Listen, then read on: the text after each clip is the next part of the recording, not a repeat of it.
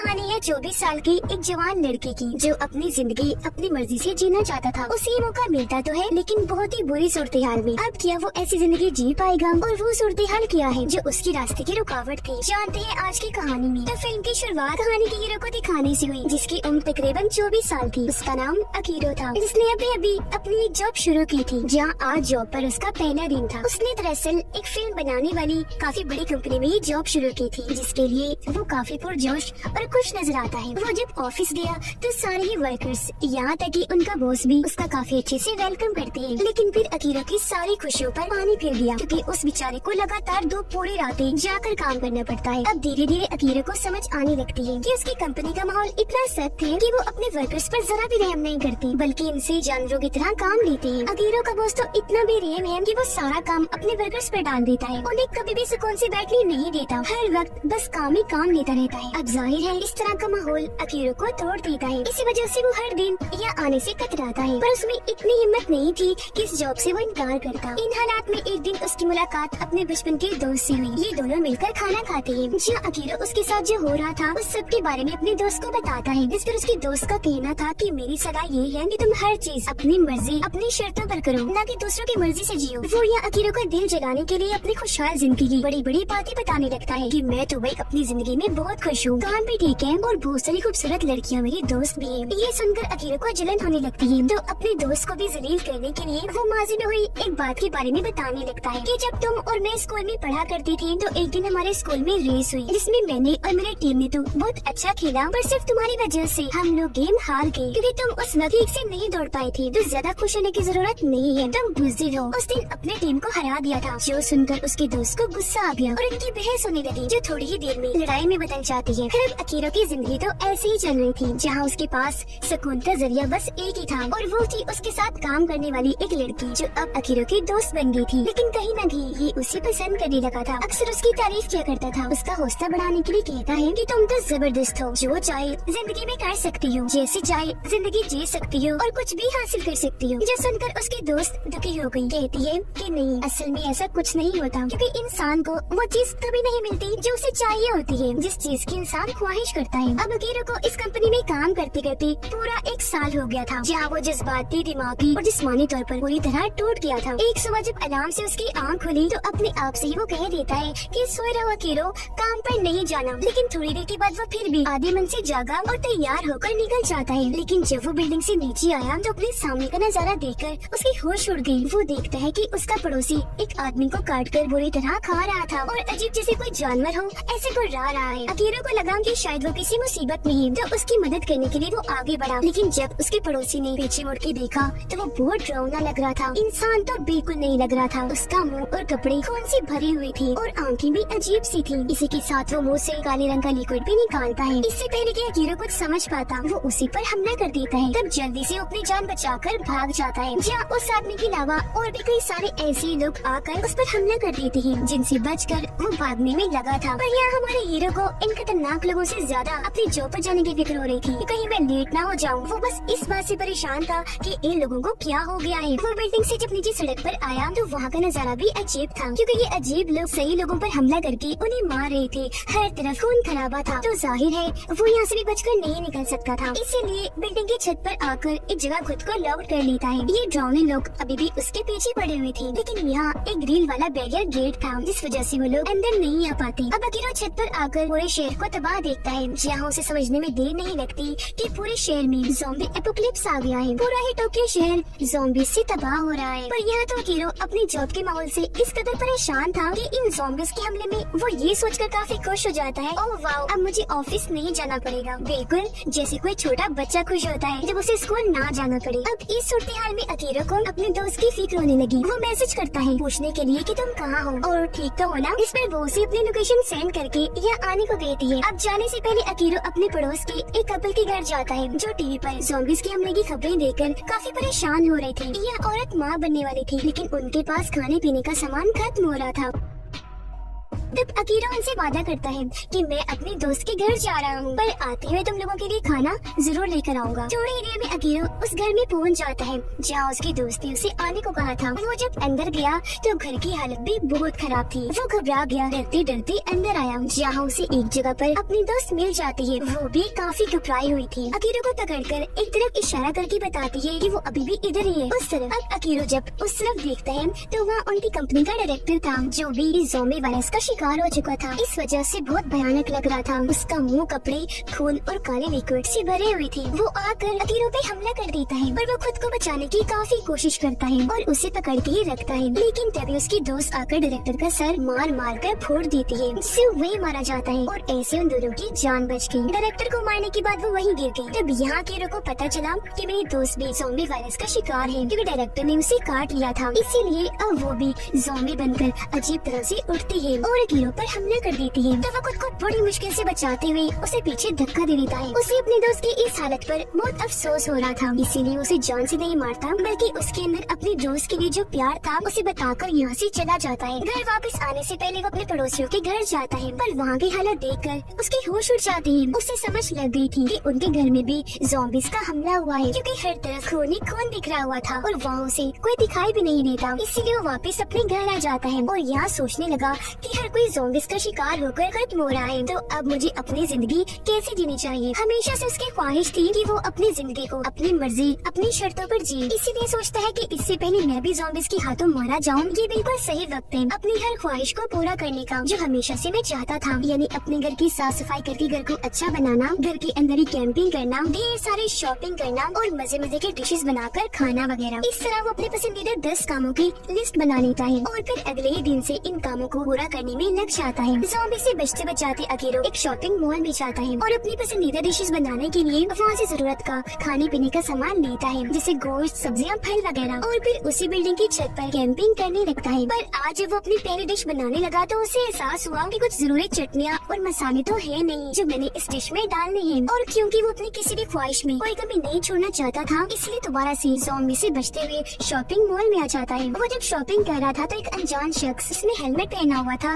वो अकीरो पर हमला कर देता है। उसने जब हेलमेट उतारा तो पता चला कि अनजान शख्स एक लड़की है जो भी ज़ॉम्बी से बचकर अभी तक रह रही है। इसका नाम शिजुका था। वो अकीरो से बात करने लगी, लेकिन तभी ये देखते हैं कि स्टोर के बाहर एक आदमी पर ज़ॉम्बी ने हमला कर दिया है, जो देखकर अकीरो उसकी मदद करने बाहर गया। इस वजह से 2 ज़ॉम्बीज़ भी स्टोर के अंदर घुस गए। अब ये लड़की शिजुका जानती थी कि इनसे कैसे निपटना है। वो एक म्यूजिक बजा देती है जिससे ज़ॉम्बीज़ उसकी तरफ भागने लगी। यहाँ दिखाया गया कि शिजुका बहुत बहादुर है। वो अकेले ही इनसे लड़ने लगी और बड़ी आसानी से एक हथियार की मदद से ज़ॉम्बीज़ को ठिकाने लगाती है। इस वजह से अकीरो काफी खुश हो गया। यहाँ उसे इस बात का एहसास हुआ कि ये ज़ॉम्बीज़ आवाज की तरफ खींचे चले आते हैं। जिसके बाद शिजुका यहाँ से जाने लगी। बाहर आकर अकीरो उससे बात करने लगा, कहता है कि हमें साथ रहना चाहिए, जिसमें वो साफ साफ मना कर देती है कि नहीं, मुझे जिंदा रहना है। इस सूरत हाल में खुद को कैसे भी करके बचाना है, पर तुम जैसे बेवकूफ इंसान को साथ रखकर मैं कोई खतरा मोल नहीं ले सकती जो किसी की जान बचाने के लिए अपनी और दूसरों की जान को भी खतरे में डाल दी। इसके बाद अकीरो घर आ गया, जहाँ उसे अचानक अपने उसी दोस्त का ख्याल आया जिसके साथ अकीरो की बहस हो गई थी। ये फौरन उसे कॉल करता है। तब पता चला कि अकीरो का वो दोस्त भी एक बिल्डिंग में फंसा हुआ है। वो जिस कमरे में कैद है उसके बाहर बहुत सारे ज़ॉम्बीज़ मौजूद हैं, जिसके कभी भी बाहर निकलने पर उसे मार देंगे, क्योंकि वो उसका ही इंतजार कर रही है। उसका दोस्त बहुत ज्यादा डरा हुआ था। वो अकीरो को बताता है कि मैं ज्यादा देर तक जिंदा नहीं रह पाऊंगा। इस पर अकीरो उसे तसल्ली देता है कि मैं आऊंगा तुम्हें बचाने। तब उसका दोस्त मना कर देता है कि तुम अपनी जान को खतरे में मत डालो, क्योंकि जिस तरह की सूरत हाल है किसी के लिए भी ठीक नहीं। लेकिन फिर भी अकीरो अपने कॉलेज का बेसबॉल वाला यूनिफॉर्म पहनकर बड़ी खुशी से टोक्यो की खतरनाक सड़कों पर निकल जाता है। जब भी उस बिल्डिंग के बाहर पहुंचा तो ज़ॉम्बीज़ का ध्यान भटकाने के लिए ये म्यूजिक लगा देता है। जैसे ही सारे ज़ॉम्बीज़ म्यूजिक में उलझे, ये जल्दी से बिल्डिंग के अंदर आ गया और अपने दोस्त को बचा लेता है।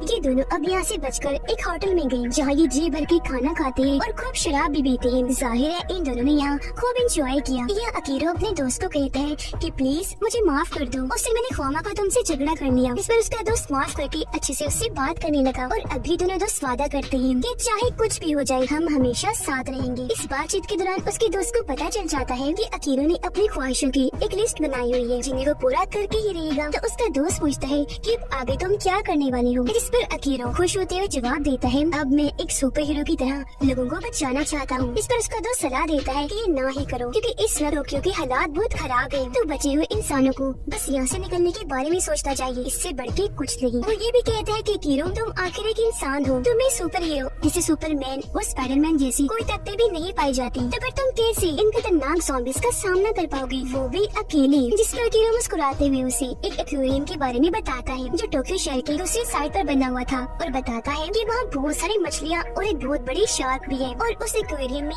एक शार्क सूट भी है जो खास उन लोगों के लिए बनाया जाता है जो समुद्र की गहराइयों में गोताखोरी करने जाते हैं। वो सूट बहुत मजबूत होता है जो कि मेटल का बना हुआ है, उसे पहनकर ज़ॉम्बीज़ हम पर हमला नहीं कर सकते। तो अब ये दोनों दोस्त फैसला करते हैं कि हम उस एक्वेरियम में जाकर इस सूट को लेंगे, फिर उसे पहनकर एक साथ यहाँ से निकलेंगे। तो प्लान के मुताबिक दोनों बाहर निकले ताकि एक्वेरियम जाने के लिए जो सामान इन्हें चाहिए वो इकट्ठा कर सके। वो एक दुकान के पास पहुँचे, लेकिन जब उनकी नजर सामने सड़क पर गई तो वहाँ एक बस आकर रुकती है जिसके अंदर बहुत सारे मुसाफिर थे। अब बस को देखकर सड़क पर फिर रहे ज़ॉम्बीज़ इस बस पर हमला कर देते हैं और अंदर घुसना शुरू भी कर देते हैं। ये देखकर बस के लोग जल्दी से उतरकर सड़क पर इधर उधर भागने लगे। ये सूरत हाल देखकर अकीरो और उसका दोस्त कुछ लोगों को बचाते हैं और उस दुकान में आकर दुकान को बंद कर देते हैं। अब इन मुसाफिरों में एक लड़की वो भी थी जो पहले भी अकीरो से मिल चुकी थी, इन्हें शिजुका। अब यहाँ पता चला कि ये बस भी दरअसल एक्वेरियम की तरफ ही जा रही थी, क्योंकि ये सुनने में आया था कि वो जगह ज़ॉम्बीज़ से बिल्कुल महफूज है, और क्योंकि वहाँ मछलियाँ भी हैं तो खाने पीने का सारा इंतजाम भी मौजूद है। अब ये लोग जब दुकान पर इंतजार कर रहे थे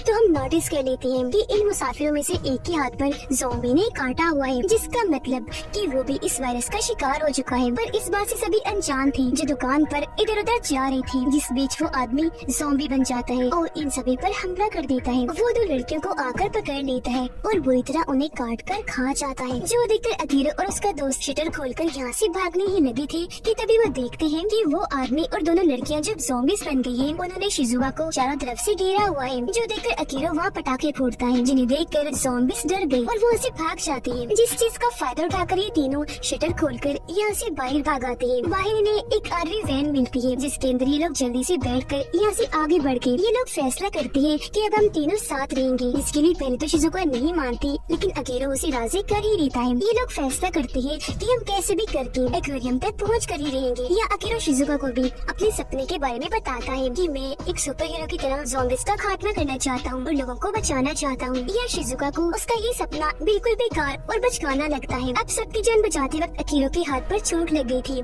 जिस पर शिजुका मरहम पट्टी करती है। या वो भी अपने सपने के बारे में बताती है कि इस ज़ॉम्बी एपोकलिप्स से पहले मैं भी एक डॉक्टर बनना चाहती थी। इस दौरान हमने देखा कि वो तीनों काफी अच्छे दोस्त बन गए हैं और अकीरो ने जिन जिन जगहों की लिस्ट बनाई थी ये हर उस जगह पर जाकर खूब इंजॉय करते हैं। अब ऐसे ही वो दिन भी आ जाता है जब ये एक्वेरियम पहुँच जाते हैं। यहाँ आकर इन्होंने देखा कि हर कोई काम पर लगा हुआ है, कुछ लोग सामान रख रहे हैं, कुछ ले जा रहे हैं, कुछ मछलियाँ पकड़ रहे हैं तो कुछ बाहर एक्वेरियम की रखवाली कर रही है। या अकीरो को अपने पड़ोस वाला वो कपल भी दिख जाता है जिससे उसने कहा था कि मैं खाना लाऊंगा। इससे पहले कि अकीरो कुछ समझ पाता कि ये क्या चल रहा है, तभी वहाँ उसका बॉस आ गया जो फिल्म बनाने वाली कंपनी में अपने सभी वर्कर से बहुत काम लिया करता था।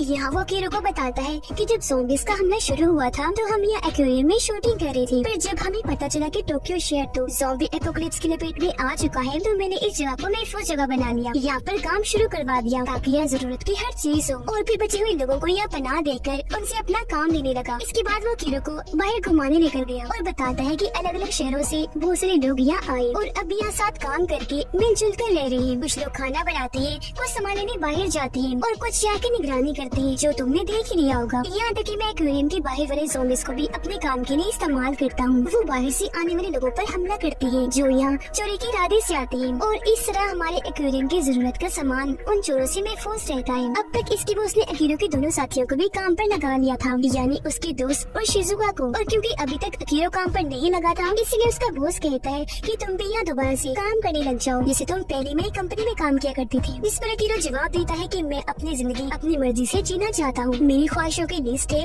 जिन्हें मैं पूरा करके ही रहूंगा। ये सुनकर उसका बॉस उसका मजाक बनाता है कि बाहर रहना तुम जैसे कमजोर और बुजुर्ग लोगों के लिए खतरा है, जबकि एक्वेरियम के अंदर तुम और तुम्हारे दोस्त महफूज रहेंगे। जो सुनकर अकीरो यहाँ ना चाहते हुए भी मान जाता है। वो बेचारा ये सोच रहा था कि एक बार फिर मैं उस जिंदगी में आ गया हूँ जहाँ हम वर्कर से जानवरों की तरह काम लेकर बहुत बुरा बर्ताव किया जाता था। जाहिर है यहाँ भी इनके साथ वही सलूक किया जा रहा था। उनका बॉस और उसके साथी अच्छे अच्छे खाने खाते थे, जबकि बेचारे वर्कर्स को बामुश्किल 2 वक्त की रोटी नसीब होती थी और ढेर सारा इनसे काम लिया जा रहा था। जाहिर सी बात है ऐसे माहौल में रहना उनके लिए बहुत मुश्किल था। इसीलिए उसके दोनों साथी यहाँ से भागने का प्लान बनाते हैं और अकीरो को भी इसके लिए मनाने लगे, पर वो इसके लिए मना कर देता है क्योंकि वो अपने दोस्तों की जिंदगी को मुश्किल में नहीं डाल सकता था। बेशक उन्हें यहाँ बहुत सारा काम करना पड़ रहा था, उनके साथ बुरा बर्ताव किया जा रहा था, पर इस बात में कोई शक नहीं कि ये जगह महफूज थी। इस पर शिजुका उसे उसकी ख्वाहिशों वाली लिस्ट दिखाती है और उसे याद करवाने लगी कि तुम खुद में ही एक हीरो हो। ये एक्वेरियम आज महफूज है, कल यहाँ पर क्या हो कोई नहीं जानता, इसलिए तुम्हें अपने ऊपर भरोसा करना चाहिए और अपने अंदर के हीरो को पहचानना चाहिए। यह दोबारा से उसका बॉस अकेले को यहाँ रुकने के लिए मनाने लगा, पर इस बार वो साफ साफ मना कर देता है क्योंकि शिजुका की बातें उस पर असर कर गई थी। वो फैसला कर चुका था कि मैं अपने दोस्तों के साथ बाहर जाऊंगा और अपनी ख्वाहिशों वाली लिस्ट को पूरा करूंगा। बाहर हम देखते हैं कि एक ज़ॉम्बी ड्राइवर पर हमला करके उसे बाहर फेंक के मारता है और कुछ सामान वाले ट्रक पर सवार होकर एक्वेरियम के अंदर आ जाता है। ये ज़ॉम्बी अंदर आकर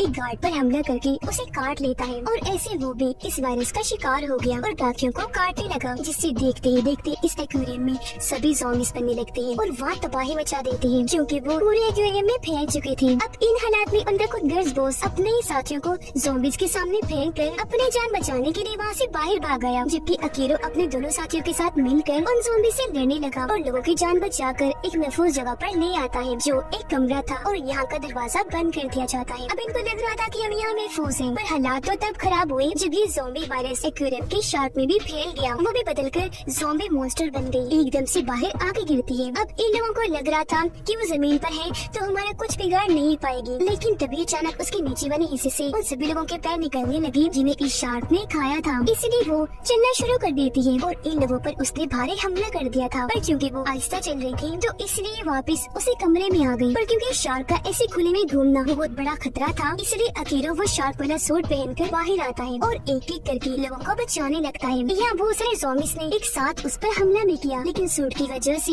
उसे कुछ नहीं हुआ। अब ये लोग आवाज पैदा करके बहुत सारे ज़ॉम्बीज को तो ठिकाने लगा देते हैं, लेकिन शार्क पर इस आवाज का कुछ नहीं हुआ, वो नहीं मरी, अभी भी जिंदा थी। इसलिए शिजुका को एक आइडिया आया, वो बहुत सारी पावर बैटरीज लेकर उन्हें एक साथ जोड़ने लगी और अपने दोनों दोस्तों को अपना प्लान बताती है कि हम इन बैटरीज की मदद से बहुत सारा करंट पैदा करेंगे जिसकी मदद से शार्क को मारा जा सकता है। जिसके बाद ये शार्क अकेले पर हमला कर देती है क्योंकि लोगों को बचाते बचाते वो बाहर गिर गया था जहाँ शार्क उसके बहुत करीब आ गई थी। तो अब यहाँ वो उठा और शार्क से लड़ने लगा था। यहाँ उसका दोस्त अकीरो की जान बचाने और शार्क का खात्मा करने के लिए अकीरो की तरफ वो बैटरीज फेंकता है। अकीरो जल्दी से करंट वाली बैटरीज पकड़ के शार्क की नाक पर मुक्का मारता है क्योंकि वो जगह नाजुक होती है। फिर उसने बैटरीज को शार्क के मुंह में फेंक दिया, जिससे वहाँ बहुत बड़ा धमाका हो जाता है और शार्क की वहीं पर मौत हो जाती है। फिर अब जब ये सारे लोग बाहर आए तो इन्हें वो बॉस मिल गया जिससे सिर्फ अपनी ही जान की परवाह थी। वो इनसे कहते हैं कि चलो आओ अंदर दोबारा से काम पर लगो क्योंकि बाहर की दुनिया इससे भी खतरनाक है। पर उसके वर्कर्स को तो पहले ही उस पर गुस्सा था, इसलिए वो उसे डरपोक और बुज़दिल कहकर पुकारते हैं और काफी बुरा भला भी कहते हैं। फिर सब मिलकर कहने लगे